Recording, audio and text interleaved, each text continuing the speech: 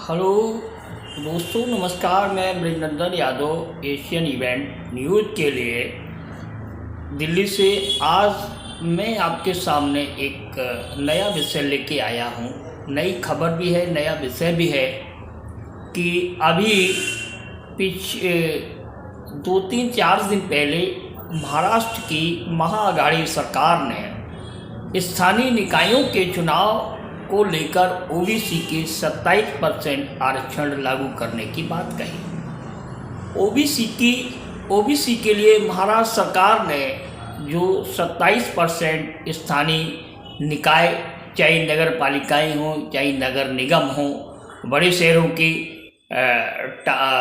क्षेत्र पंचायतें हों या छोटे शहरों की क्षेत्र पंचायतों में भी महाराष्ट्र सरकार ने स्थानीय निकाय के चुनाव के लिए 27% आरक्षण देने की बात कही। वहीं जो 27% आरक्षण देने की सरकार ने बात कही, क्योंकि ये सूत्र बताते हैं महाराष्ट्र के अंदर ओबीसी की आबादी बहुत अधिक है, लेकिन ये अस्पष्ट सूत्र कहते हैं करीब 20 और 30% से ऊपर ओबीसी की आबादी है।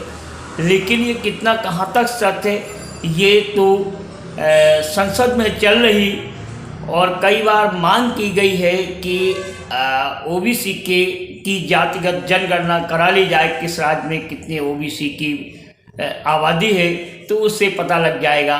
लेकिन ये एक बहुत बड़ा मुद्दा है। वहीं सरकार ने अपनी आधी अधूरी जानकारी के साथ जिस तरीके से स्थानीय निकायों में ओबीसी का आरक्षण लागू करने की बात कही, वहीं एक याचिका की सुनवाई करते हुए उच्चतम न्यायालय ने ओबीसी के जो सरकार महाराष्ट्र सरकार के द्वारा ओबीसी का स्थानीय निकायों चुनाव में आरक्षण लागू किए जाने की बात कही गई, उस पर प्रक्रिया शुरू करने की बात कही गई और राज्य चुनाव आयोग द्वारा भी ये बात उसके संज्ञान में आई। तो उसके बाद में ये एक याचिका पर उच्चतम न्यायालय ने रोक लगा दी है। उच्चतम न्यायालय ने कई खामियां उसमें देखी। उच्चतम न्यायालय ने कहा कि राज्य सरकार ने बगैर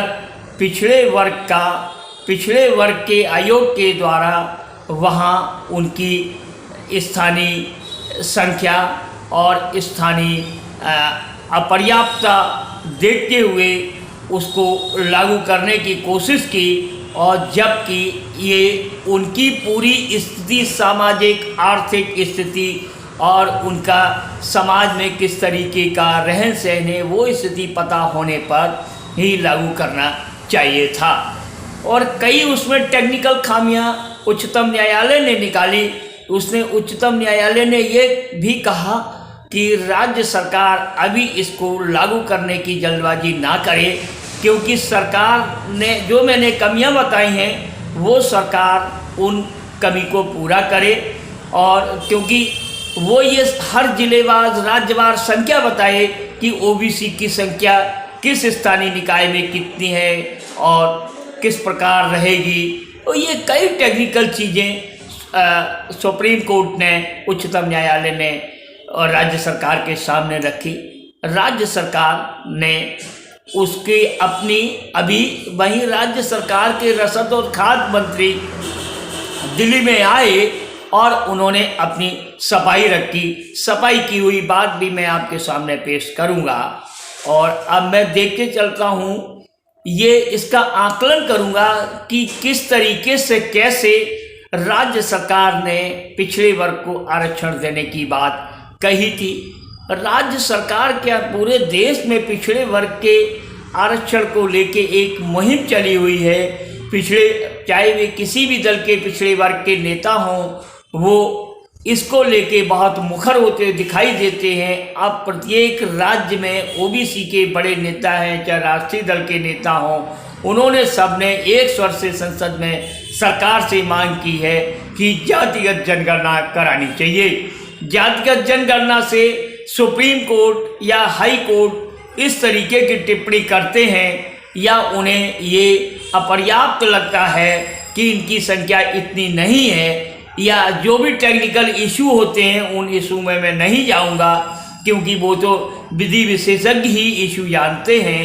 तो लेकिन राजनीतिक जो रूप से उसका लाभ लेना चाहिए, वो राज्य सरकारें अपने अपने चुनावी समीक्षा को देखते हुए वो राज्य सरकारें लाभ लेना चाहती हैं।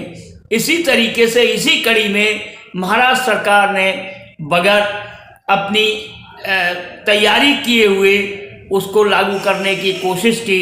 अब महाराष्ट्र सरकार उसको, अगर महाराष्ट्र सरकार वाकई संजीदा है ओबीसी के लिए स्थानीय निकाय में उनको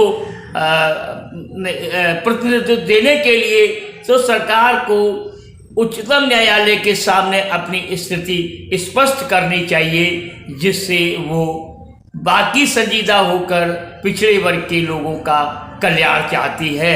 आपके बेंच ने लास्ट मार्च महीने में एक जजमेंट दिया है और उसमें कहा है कि जो 2010 साल के जो कृष्णमूर्ति जजमेंट है उस केस का, जिसमें कहा है कि ट्रिपल टेस्ट पूरा करने के बाद ओबीसी को आरक्षण दिया जाए, जिसमें कहा है कि शेड्यूल कास्ट शेड्यूल ट्राइब उनके संख्या के हिसाब से दिया जाए। दूसरी टेस्ट है कि वो 50% के आगे नहीं जाना चाहिए, और तीसरी टेस्ट है कि ओबीसी का एम्पिरिकल डाटा जमा किया जाए। अब एक कोरोना के वजह से जो है एम्पिरिकल डाटा जमा नहीं कर सके। एम्पिरिकल डाटा समीर भुजबल जब पार्लियामेंट सांसद थे, उन्होंने मांग की थी पार्लियामेंट के ये जो 2011 की जनगणना हो रही है उसमें ओबीसी की भी जनगणना की जाए। उसके लिए स्वर्गीय मुंडे साहब, भवाल साहब, सब लोगों ने जो है बड़ी मदद कर दी। ये हमारे जो लालू प्रसाद यादव हो या मुलायम सिंह यादव हो, माया, सब लोगों ने बहुत मदद की है।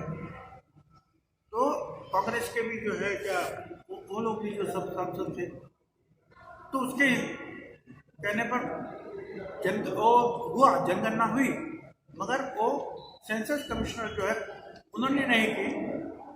वो ग्राम विकास खाता RDD या UD अर्बन डेवलपमेंट नगर विकास उन्होंने की। अब वो डाटा जो है 2016 में भारत सरकार के पास आया। जेटली साहब ने कहा कि डाटा आया है, ओबीसी की परिस्थिति बहुत ही खराब है। उन्होंने आंकड़े जाहिर नहीं किए। बाद में जो है उसमें कुछ सदोष कुछ बातें हैं, तो उसके लिए पनगड़िया समिति जो है वो निर्माण की गई, मगर उस समिति में सदस्य नहीं नियुक्त किए गए। तो 5 साल के बाद वो पनगड़िया समिति वो भी जो है उन्होंने निषिद्ध किए, वो गए। अब उसके बाद भी जो है एक केस चली सुप्रीम कोर्ट में। सुप्रीम कोर्ट ने कहा कि भाई हाँ वो ट्रिपल डाटा कर दो, तो पूरा करो। अब उसके हिसाब से जो है हमने भी जो है अध्यादेश निकाल के आयोग की निर्मिति के अध्यादेश निकाला और कहा कि हम ट्रिपल डाटा में से पहले 2 बातें जो है 50% के ऊपर नहीं जाएंगे, शेड्यूल कास्ट शेड्यूल ट्राइब को उसके हिसाब से देंगे, और एम्पिरिकल डाटा जमा करने के लिए हमने आयोग प्रस्तावित किया है।